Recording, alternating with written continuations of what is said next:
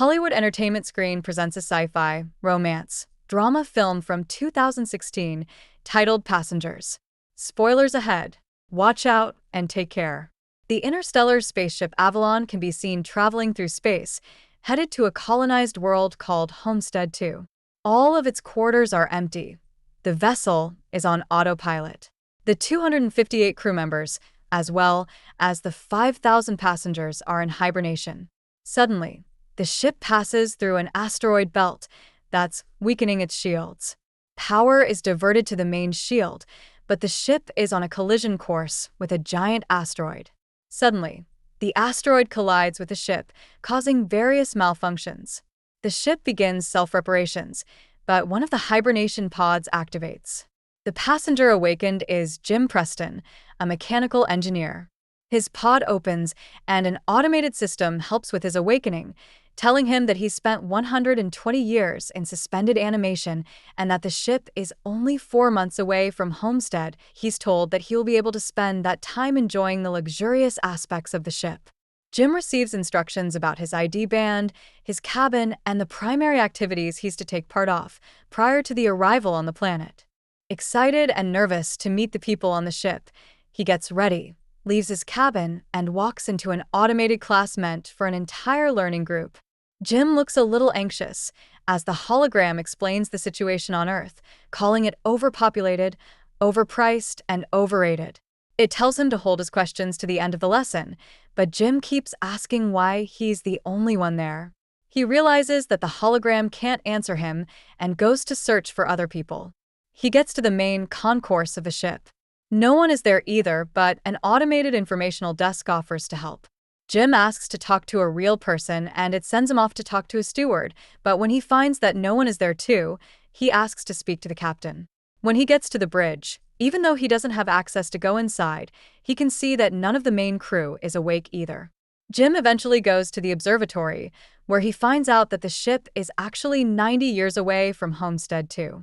He realizes that he woke up too soon, so he rushes back to the concourse and sends a message back to Earth asking what he should do because he doesn't know how to get back into hibernation. The communications system informs him that the overpriced call to Earth would take approximately 55 years to get an answer back. Jim is devastated. He walks around and finds the ship's bar, where he sees another person. As he's talking to the bartender, something seems strange about him. When he goes to get him a drink, Jim realizes that he's an android. It's called Arthur. Jim wants to find out more information from him, but he can't even explain to the android how it's possible for him to be there ahead of time. Jim wakes up in his cabin the next day and goes to the cantina, where he quickly realizes that most of the things on the menu are reserved for gold-class passengers only. He gets his plain coffee and tries to figure out how to fix his hibernation chamber. After he gets all the tools, he manages to get it operating and lies down inside of the pod. But nothing happens. Next, he decides to use the tools he found to get into the crew's hibernation chambers. That doesn't work either. Small malfunctions happen around the ship. Jim keeps returning to the bar to drink, but mostly to talk to Arthur. The android gives him some advice that convinces him to break into one of the gold class rooms and try to have some fun on the ship. Jim tries all the restaurants, the games, the entertainment system. But as time passes, he becomes even more miserable to be there alone. One day, end it all, but changes his mind in the last moment, runs back inside, and slips on a bottle. Jim stands up and is instantly drawn to a woman in one of the pods, named Aurora. He searches for her files in the directory and listens to her passenger interview, becoming enamored with her. Later, he's seen sitting next to her pod, still listening to her interviews. Back in the bar, he's reading some of her work and is talking to Arthur about her writing. He becomes obsessed with the irony of his situation, going to another planet for a better life, waking up early and not getting there, and finding his perfect woman, only for her to be out of reach. Jim keeps thinking about her and starts getting the idea to wake her up too. He talks it over with the android, but he doesn't understand the conundrum. If he wakes her up for his own benefit, he'd be stranding her there with him, to die on the ship. Jim decides against it first, but as time goes by, he can't let it go. Until one day, he changes his mind. He goes to her pod and manages to activate it. As she's waking up and going through the same equals process as he did, he hides and goes back to his room. A little bit later, he goes to the main concourse, hoping to find her. And there she is, just as confused as he was a year ago. Jim tells her they're the only ones awake and takes her to the observatory. Then he tells her that he can't get to neither the crew nor the main commands of the ship. Aurora freaks out and wants to get back into her pod. When they get to it, Jim explains that there is no special equipment on the ship that can help them get back into hibernation, effectively telling her that they're stranded. They go back at the concourse and he tells her that she should rest since she just came out of hibernation. She feels sorry for him, having to spend more than a year alone on the ship. Jim goes back to the bar, feeling regretful about what he did. He asks Arthur not to tell Aurora that he was the one that woke her up. The next day, Aurora wakes up. She goes back to the concourse and asks the automated info desk about the hibernation pods. Jim joins her there, and they go to get breakfast. As they leave, the info desk has some sort of malfunction. In the cantina, Aurora realizes that Jim has been eating the same breakfast for more than a year and gets him one of the gold-class menus. They talk about the possibility to fix the pods, but unlike Jim, Aurora isn't ready to give up. She searches through the infirmary, then goes through research documents, eventually ending up at the crew's hibernation quarters trying to break the doors open. Jim notices more malfunctions throughout the ship. Some time later, Aurora laments about her life on the Avalon. She writes, jogs around the ship and swims in the pool, becoming more and more aware of her situation. She goes to the cantina to interview Jim, thinking that his story might be interesting. She asks why he immigrated to the colony. Jim answers with slogans from the company first, but then further explains that he hopes that on the new world, he could be somebody. He could build a life. Later, they end up in the observatory, and Aurora finally shares her reason to be there. Unlike the other passengers on the ship, she has a round-trip ticket. Her idea was to go to Homestead 2, live there for a year, and come back to Earth, to become the first journalist that has ever done that, writing the greatest story that ever was. Aurora slowly gives up on finding a way to fix their current predicament, and Jim figures out a way to cheer her up. He takes her dancing, to the cinema, and to the basketball court. Lastly, he takes her to the bar to meet Arthur. She relaxes for a bit, until she remembers their situation. Jim is left alone with the android, feeling awful about what he's done to her. The next moment he's seen tinkering with something, and in the other Aurora walks into the observatory to find a miniature of the Chrysler building he made for her. Some time later, they go on a date at the bar. They have dinner and share stories about their lives. She tells him that her father died when she was a teenager. After the dinner, Jim takes Aurora to the airlock and they get into the spacesuits. They go out for a spacewalk together. Jim finally has someone to share that magnificent experience with. Jim switches off the magnets on their boots, and they float together in space. They come back inside and immediately kiss, retreat to his cabin, and sleep together. Soon after, they start living like a couple. Aurora moves into his cabin and writes about her life on the ship. They jog together, eat together, sleep together.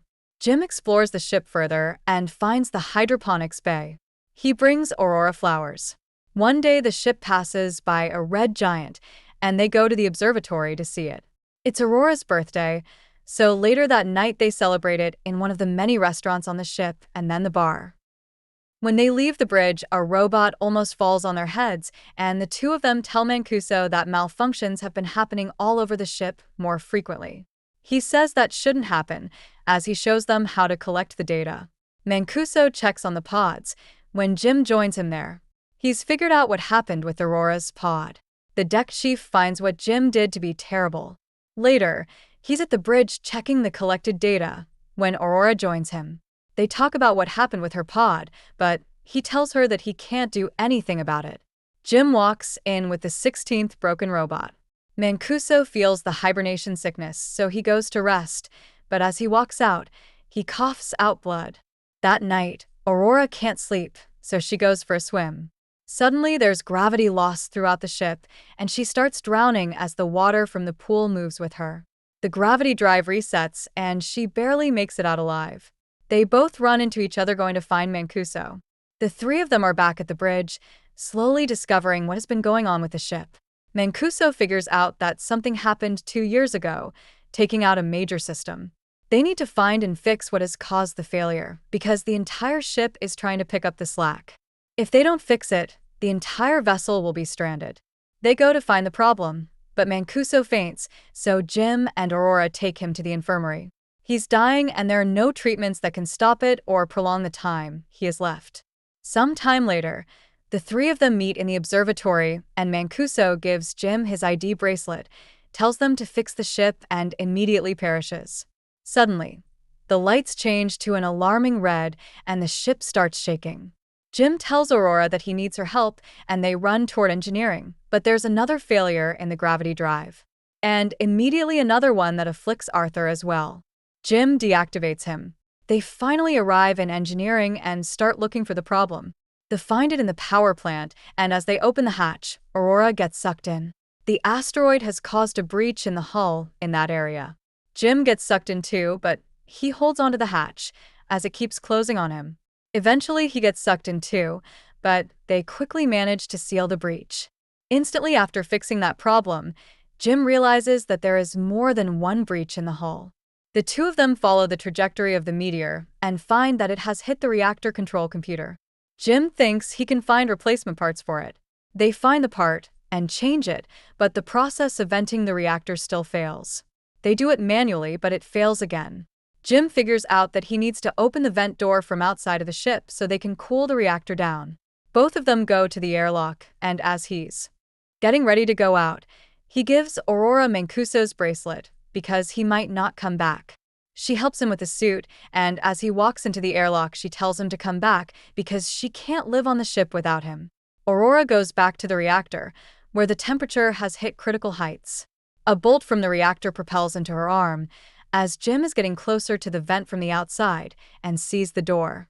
The temperature rises in the reactor room, while he is trying to bypass the vent door to open it. He soon realizes that he'll have to manually hold the door open so the reactor can vent, and he tells Aurora. She doesn't like the plan, but he goes ahead with it and tells her to vent the reactor. She doesn't want him to die, and they argue, but he tells her that they have to save the other people, and she vents the reactor. The process is successful, but the fumes from the reactor push Jim away and break his tether. The pressure in his suit is dropping too. He tells Aurora what happened and she moves as fast as she can to get to another suit and bring him in. He apologizes to her again. She puts on a suit and flies out to get him, but her tether is too short. She's pulled back, but suddenly grabs onto his tether and manages to pull him in. Aurora drags Jim into the infirmary, only to find out that he's already dead.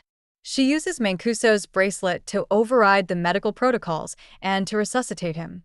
The medical pod does the work automatically and revives Jim. Aurora forgives him. Later, Aurora fixes Arthur, and they give Mancuso a proper space burial. Jim takes her to the infirmary and tells her that he's found a way to use the medical pod as a hibernation one.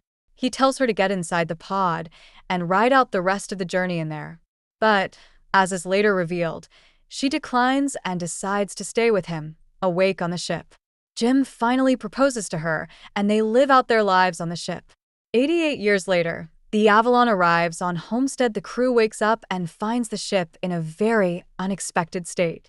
Aurora leaves them a message, retelling the story of the life her and Jim had on the ship while the rest were sleeping. If you like this movie, please leave a like on this video and comment which part of the movie was your favorite, and don't forget to subscribe to the channel for more content like this. Thanks for watching.